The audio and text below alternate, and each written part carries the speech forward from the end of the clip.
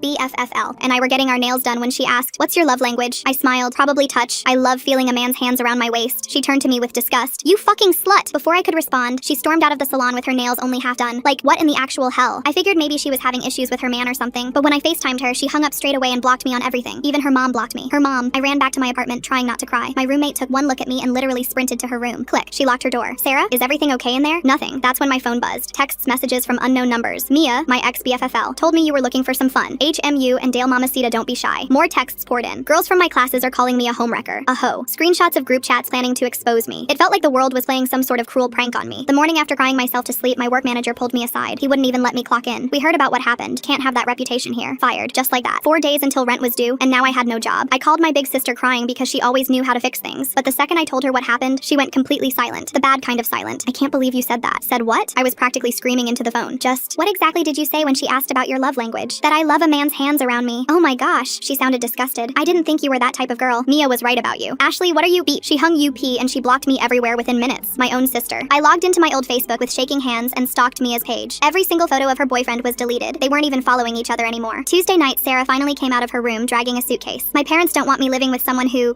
she couldn't even look at me. They saw the posts. "What posts?" I was basically screaming now. She just shook her head and left. No roommate meant double rent I couldn't afford. My life was imploding and I didn't even know why. For days I couldn't sleep. I tried everything. Showed up at Mia's sorority house begging for answers. "Stop playing dumb. You know what you did," they said before slamming the door in my face. By Wednesday, I was desperate, and if anyone knew what happened, it'd be Jake's best friend, the horn dog who always liked all my Instagram stories. I waited until 2 a.m. to text him. "You up?" In a second, he was practically begging me to come over. I stared at myself in the mirror. Bodycon, dress, push-up, bra, lip gloss. I looked exactly like what everyone was calling me. His apartment reeked of the devil's lettuce. I did shots I didn't want and laughed at jokes that weren't funny. By 4 a.m., his hands were all over me. Bingo. That's when I forced myself to sound like I was out of breath. "Wait, can we stop for a sec? What happened with Mia?" Brad laughed, but not in a mean way. More like he felt sorry for me. "You really don't know about the test system?" I shook my head. Suddenly, he whipped out his big black iPhone and opened TikTok. It was a video with millions of views. The woman in the video was explaining how girls who say physical touch has no boundaries. They're 73% more likely to steal taken men. My blood went ice cold as the realization hit me. Mia knew her man was on some sneaky shy, and she thought I was the other woman. Mia tested all her friends. "You were the only one who said physical touch." Brad was slurring, but I caught every word. "She screenshot your answer and sent it to everyone. Said you literally admitted you can't keep your hands to yourself." I felt like I was going to throw up. Brad laughed. "She sent us screenshots saying you were desperate to be touched by anyone who'd have you. Made this whole group chat called Easy Target with your photos and number. My boys have been passing it around since Saturday, thinking you're down for whoever." I stood up to leave. My phone had recorded everything from my purse. Brad grabbed my wrist hard. "Where are you going, G-Chica? You said we'd continue." I yanked away. I got what I came for. His face twisted ugly. "You really are a manipulative slut like Mia said." I looked him dead in the eyes. I had 48 hours until I'd be homeless, but Mia and Brad, they had 24 hours before their entire world imploded. And by the time I was done, they'd be begging for the days when their biggest worry was a failed TikTok test. Full story on channel, link below.